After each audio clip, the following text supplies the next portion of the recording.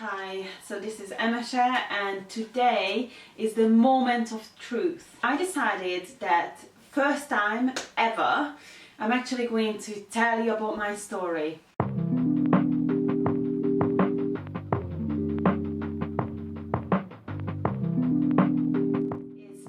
I'm going to be completely transparent with you guys. I'm going to tell you why I'm doing these videos, why am I so interested in personal finance and personal development, and just in general who I am really. Some of you know I used to have a different channel called White Naija Girl that was about my marriage, and I did feel like that wasn't really me. This is me now, but some of you just only know me as White Naija Girl, so they don't actually know me, who I was before my marriage and how I actually got there, and why is it that I felt like the brand White Naija Girl, it wasn't really me, and I had to change completely. So today I'm going to just let it all out, whether you like it or not.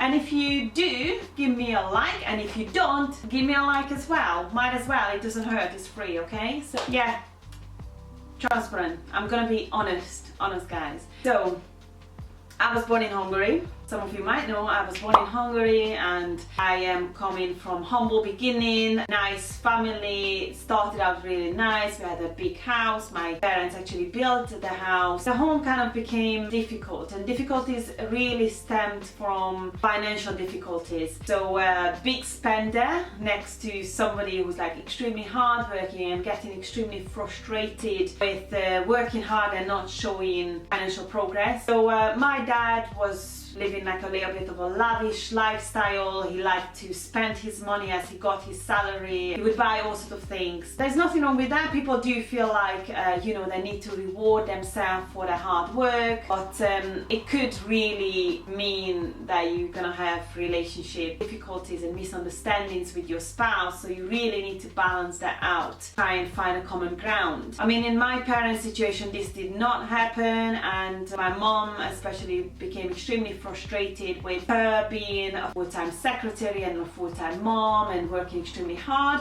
and still having to live on loans and struggling to pay the bills.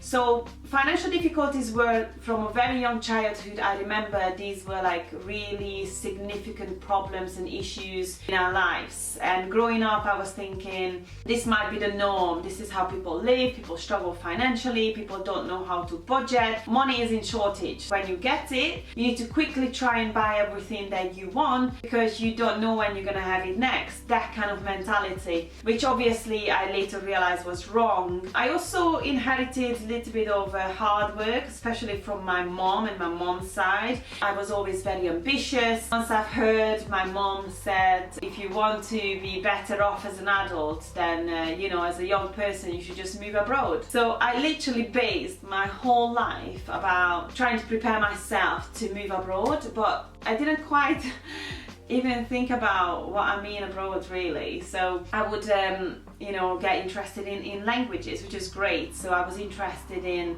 German and Dutch, and I studied these languages, and then that was what I majored in my first degree. When I finished the degree I didn't have opportunity to move abroad, so I decided to move to where I have friends, and it happened to be England. So this is how I ended up in England. Unfortunately, when I arrived in England though, I noticed and I realized that I don't have transferable skills here. So I would basically studying German and Dutch meant nothing when you move to England. I had no skills to get a good job, and anyway, even if I got a job I wouldn't have been able to speak English because I couldn't speak English at the time in 2008.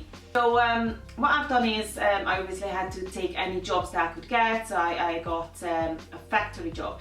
And can I just say on that note, because this video is not just about my life story, it's also about trying to inspire someone out there. So when you feel alone and you feel like the only person you can rely on is yourself, in this case I came to England all by myself with literally a suitcase, no language skills at all, and I came to live with my friends.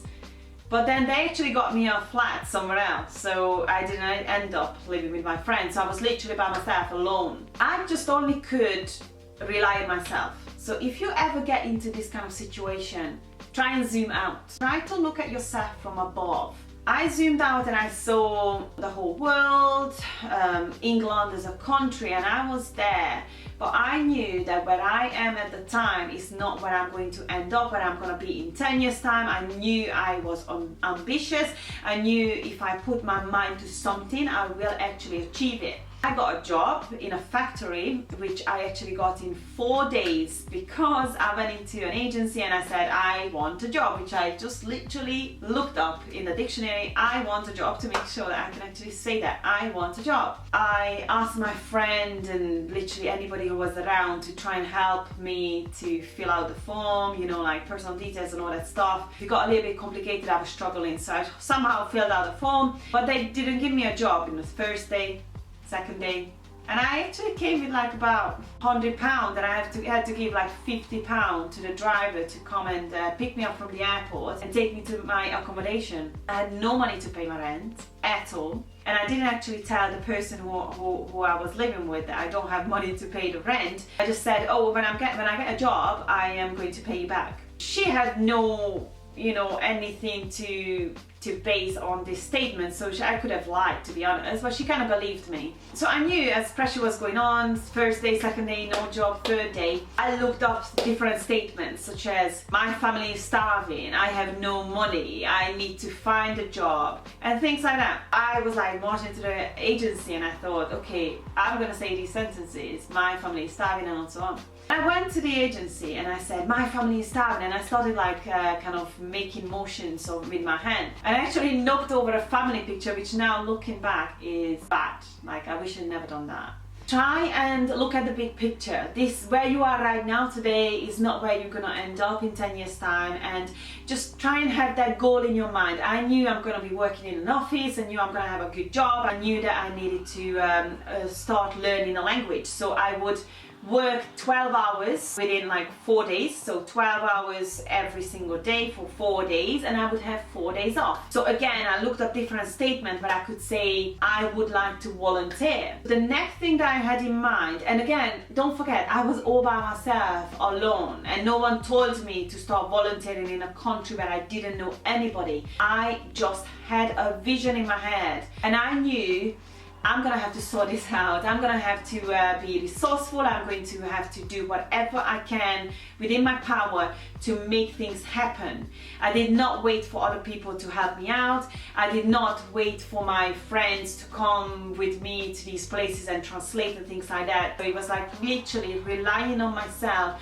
But I have never for a split of a second ever thought I'm gonna go home, I'm gonna give up. Never.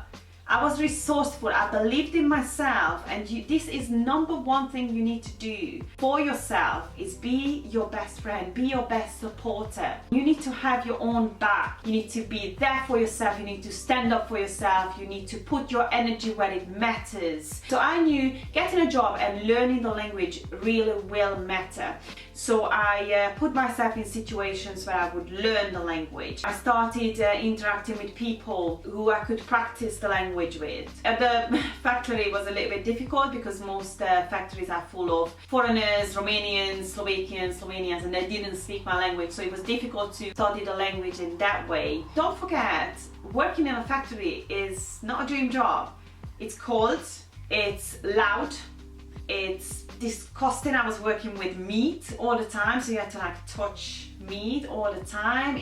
You had to dress up like completely white, and no one really talks to you all day for 12 hours. If you want to go to the toilet, you need to ask someone so you can go to the toilet, and sometimes they say no because they need you right there and then and things like that. And I remember on the first day, I didn't know that, you know, I'm gonna be working with meat and it's going to be really cold. So basically I'm gonna be working in a fridge. So I didn't dress up completely, and I remember by the end of the shift, by the 12 hours, my lips were blue, literally blue, and I was shaking, and I was freezing. I was completely white, like a dead person, like someone who's just dead completely, and I was probably dead inside, thinking, I've just finished university in my country and I came to this country and this is so demoralizing. I am in this factory, I'm freezing to death, I can't go to the toilet even whenever I want to, nobody speaks to me, I am so alone. I felt so lonely and alone, but the little voice in my head constantly told me that this is not it, there is a lot more for me. People don't understand when you go through hard things, you become strong, and you need to go through hard things, and it's okay not to be okay sometimes. You need to go through these things and you're gonna come out really strong. So I got that job and I was happy about it. I appreciated every minute of it. Even though I remember the first ever I saw the factory, it was surrounded by these metal fence. There was another metal fence, so it's basically like a metal corridor that you had to walk through. It literally felt like Auschwitz, because lots of Polish people were there as well, so they would like speak Polish, and it was like really early in the morning because we had to start at 6 o'clock, and I remember I had to wake up at 4:30 because the taxi took me there. I had to travel an hour to get there by 5:30 and then dress up and then quickly go to clock in and start at 6 o'clock. So when you go through all this and then you had to study the language, so I would go home, switch on the TV, I figured out how to put on the subtitle, and then I would look up every word that I heard a little bit, you know, frequently, a bit more often than the others. I would look them up, I would learn them, I would think about them, I would try to use them. I remember there was this guy, the one single English guy I could find in the whole factory. And I somehow tried to work next to him, and I was trying to use my words. And then I remember he never talked to me. He was probably totally annoyed and fed up with me constantly trying to talk. But then one day he just went, "I told you, don't say it's no good."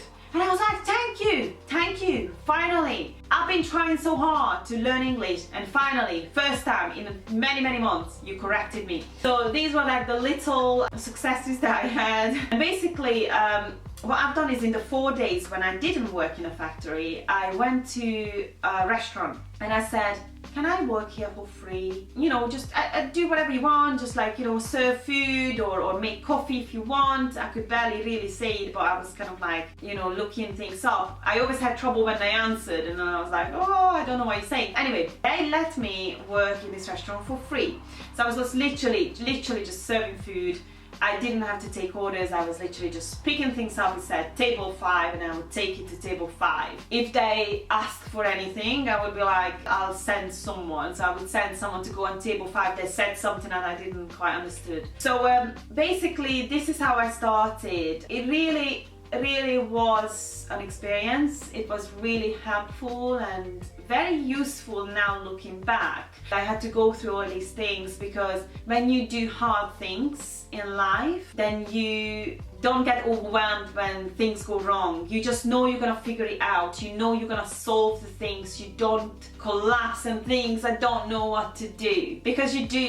You went through hard things. This is why it's so dangerous to protect your children from going through hardship.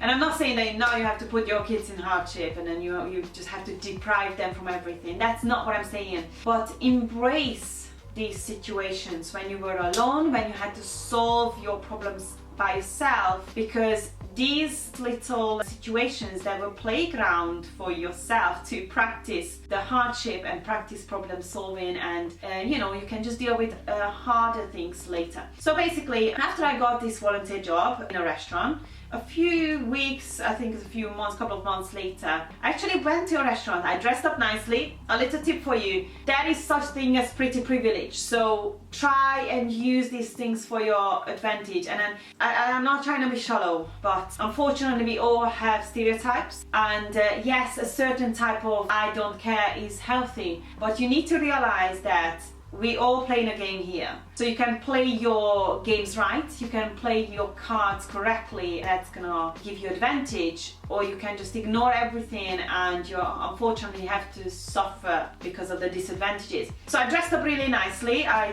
took advantage of the pretty privilege, and I went into a restaurant, an actual restaurant, and I said, "I have experience. I worked in a restaurant before, I would like to work here, have you got any openings?"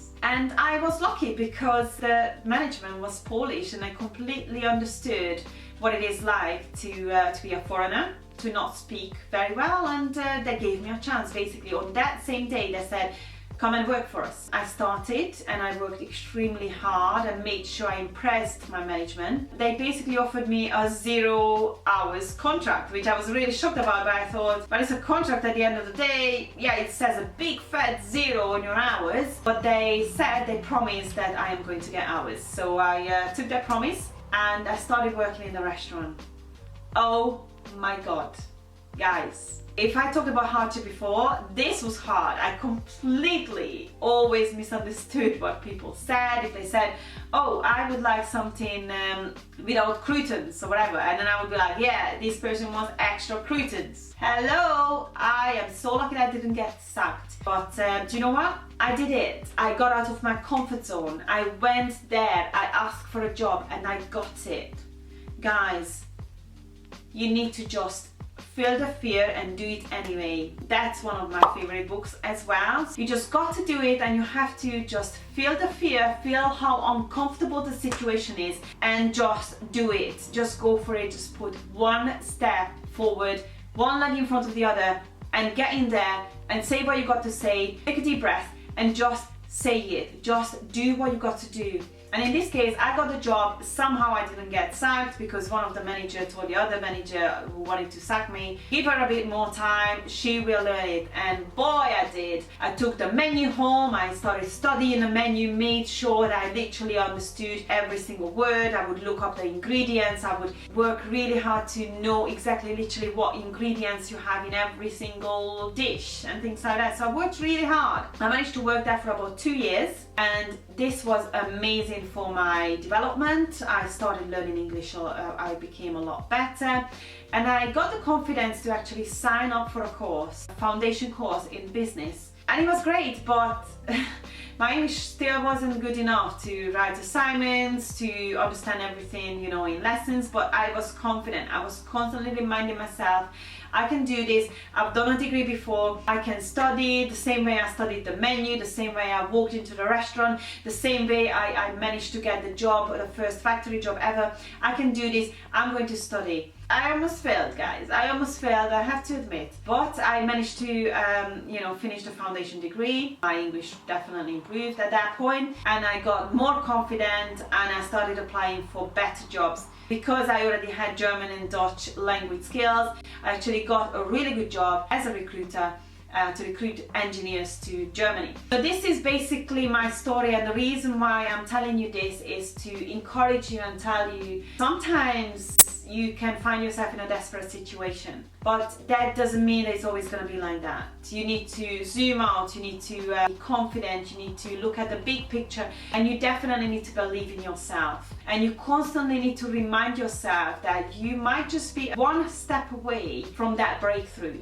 You might just be one step away to get that job that will take you to the next step. Just always ask yourself, what is the next step for me? Fast forward a little bit, so why I started the channel after I went through marriage and unfortunately a separation as well. So I was always very ambitious, and I carried this over, so I always constantly worked on my personal development, and my finances were not sorted though. So I had this very twisted mindset about finances. You know, when I get money, I quickly need to spend it because I don't know when the next one's gonna come. You know how history repeats itself. I found a husband who was very much like my dad, so he was a big spender, and then I would be working hard just like my mom, and I would find myself not having money, and I was frustrated. So after the separation, I said, right, so I was always motivated and ambitious, and I was always thriving for better life, but I've not gotten everything right, so I need to focus on the finances. I need to focus on sorting things out and learning how to actually work this thing called money, and